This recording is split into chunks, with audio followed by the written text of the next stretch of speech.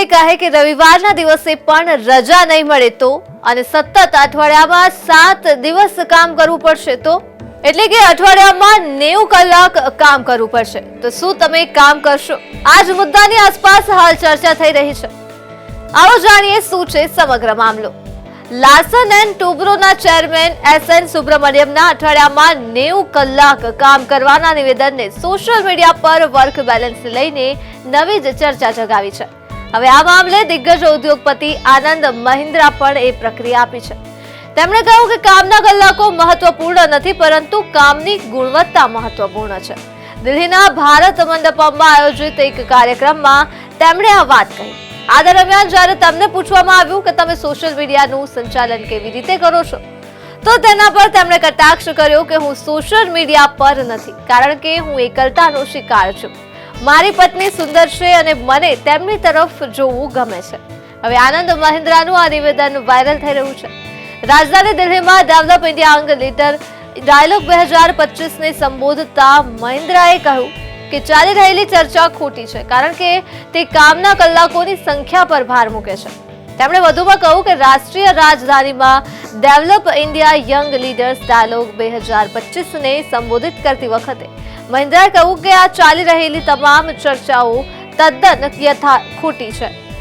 તે કામના કલાકોની સંખ્યા ઉપર ભાર મૂકે છે. હું નારાયણ મૂર્તિ ઇન્ફોસિસના જેઓ સ્થાપક છે અને અન્યનો ખૂબ જ આદર કરું છું, તેથી મારે તેને ગેરસમજ ન કરવી જોઈએ, પરંતુ મને લાગે છે કે આ ચર્ચા ખોટી છે. આનંદ મહિન્દ્રાએ ભારપૂર્વક જણાવ્યું હતું કે હું કહું છું કે આપણે કામની ગુણવત્તા પર ધ્યાન કેન્દ્રિત કરવું જ પડશે, કામની માત્રા ઉપર નહીં. તે કામના આઉટપુટ પર આધાર રાખે છે કે તમારે કેટલા કલાક કામ કરવું પડશે. જો તે 10 કલાક હોય તો પણ તમે શું આઉટપુટ ઉત્પન્ન કરી રહ્યા છો? તમે 10 કલાકમાં દુનિયા બદલી શકો છો. આ દરમિયાન તેમણે વિદેશી દેશોનું ઉદાહરણ પણ આપ્યું અને કહ્યું કે ઘણા દેશોમાં 4 દિવસીય કાર્ય સપ્તાહની સિસ્ટમ અપનાવવામાં આવી રહી છે. આનંદ મહિન્દ્રાએ વધુમાં કહ્યું કે તેઓ હંમેશા માને છે કે કોઈ પણ કંપનીમાં આવા નેતાઓ અને લોકો હોવા જ જોઈએ જે સમજદારીપૂર્વક નિર્ણય લે. સારા નિર્ણયો લેવા માટે આપણે કલા અને સંસ્કૃતિનો અભ્યાસ કરવો જોઈએ, કારણ કે તે આપણા મનને વધુ સારી રીતે વિચારવાની ક્ષમતા આપે છે. તેમણે ઉદાહરણ આપ્યું કે જો આપણે ગ્રાહકોની જરૂરિયાતોને સમજવી હોય તો આપણે પરિવાર અને મિત્રો સાથે સમય પસાર કરવો જરૂરી છે, જેથી આપણે જાણી શકીએ કે લોકો શું ઈચ્છે છે. આ દરમિયાન તેણે પરિવાર સાથે સમય પસાર કરવાની સલાહ પણ આપી. આનંદ મહિન્દ્રાએ કહ્યું કે જો તમે ઘરે સમય વિતાવવા ન જતા હો, તો તમે મિત્રો સાથે સમય વિતાવતા ન હો, તો જો તમે વાંચતા પણ નથી, તો શું તમે નિર્ણય લેવામાં યોગ્ય ઇનપુટ્સ મૂકી શકશો? રાજધાની દિલ્હીમાં develop India young leaders dialogue 2025 ને સંબોધતી વખતે આ તમામ નિવેદનો આનંદ મહિન્દ્રાએ આપ્યા અને આ સાથે જ કહ્યું કે ચાલી રહેલ હાલની ચર્ચા તદ્દન ખોટી છે. ચર્ચા એટલે કે અહીં તમને જણાવી દઉં, નિવેદન આપવામાં આવ્યું છે વર્ક લાઈફને લઈને સુબ્રમણ્યમ દ્વારા, જેઓનું કહેવું છે કે અઠવાડિયામાં તમારે 90 કલાક કામ કરવું જોઈએ અને આ સમગ્ર નિવેદન આ 90 કલાકની આસપાસ લઈને જ આનંદ મહિન્દ્રા દ્વારા આપવામાં આવ્યું છે. આગળ તેઓએ કહ્યું કે કામના કલાકોની સંખ્યા ઉપર ભાર મૂકવો જોઈએ. તેમણે વધુમાં કહ્યું કે રાષ્ટ્રીય રાજધાનીમાં develop India young leaders dialogue 2025 ને સંબોધિત કરતી વખતે કહ્યું કે ચાલી રહેલી આ તમામ ચર્ચાઓ ખોટી છે. કલાકોની સંખ્યા ઉપર આ ચર્ચા ભાર મૂકે છે. એસએન સુબ્રમણ્યમની ટિપ્પણી બાદ સોશિયલ મીડિયા પર લોકો અને સેલિબ્રિટીઝ તરફથી ઘણી પ્રતિક્રિયાઓ પણ સામે આવી છે. મ્યુચ્યુઅલ ફંડ એડવાઇઝના સીઈઓ રાધિકા ગુપ્તાએ સોશિયલ મીડિયા પર પોતાની નોકરીની શરૂઆતની મુશ્કેલીઓને શેર કરતા કહ્યું કે મારી પ્રથમ નોકરીમાં મેં પ્રથમ પ્રોજેક્ટ પર સતત 4 મહિના સુધી દર અઠવાડિયે 100 કલાક કામ કર્યું. એક દિવસની રજા સાથે દરરોજ 18 કલાક કામ કર્યું. તે સમયે હું 90 સમય ઉદાસ હતી. હું ઓફિસના બાથરૂમમાં જઈને રડતી હતી. એકવાર રાત્રે 2 વાગે રૂમ સર્વિસમાંથી ચોકલેટ કેક ખાધી અને 2 વાર હોસ્પિટલમાં દાખલ પણ થઈ. હું દિવસમાં 100 કલાક કામ કરું છું. હું ઉત્પાદક ન હતી. મારી સાથે સ્નાતક થયેલ મારા ઘણા સહપાઠીઓની પણ આ જ વાર્તા છે, જેઓ બેકિંગ અને કન્સલ્ટન્સી સહિત અન્ય કામ કરે છે. તો ઓયોના સીઈઓ રીતેશ અગ્રવાલનું કહેવું છે કે કામ માટે યોગ્ય ખ્યાલ એ છે કે તમારે પૂરા દિલથી કામ કરવું જોઈએ. દરેક વ્યક્તિ વિકસિત ભારત મિશન માટે પૂરા દિલથી કામ કરી રહી છે.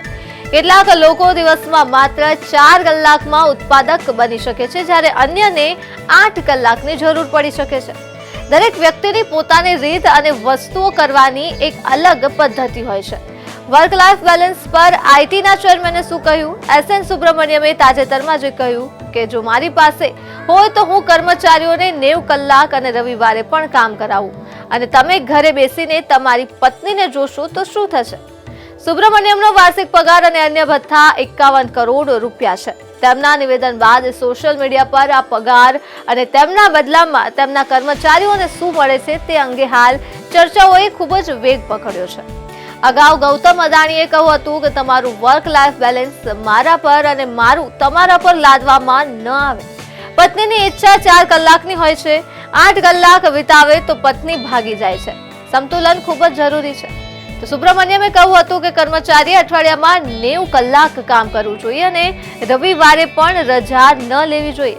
તેણે સ્ટાફને પૂછ્યું કે તમે તમારી પત્નીને ક્યાં સુધી જોશો. તેમણે કર્મચારીઓને ઘરે ઓછો સમય અને ઓફિસમાં વધુ સમય પસાર કરવાની અપીલ કરી છે. તો તેમણે કહ્યું કે મને માફ કરજો, હું તમને રવિવારે કામ કરવા માટે દબાણ ન કરી શકું.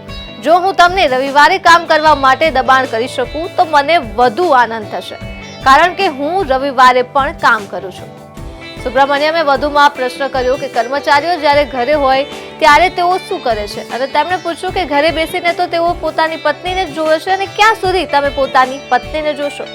તો ચાલો ઓફિસમાં આવો અને કામ શરૂ કરો. આ સમગ્ર અંગે તમારું શું કહેવું છે અમને કમેન્ટ સેક્શનમાં જણાવો. I want to tell people and I've been asked this, I'm on X on social media not because I'm lonely.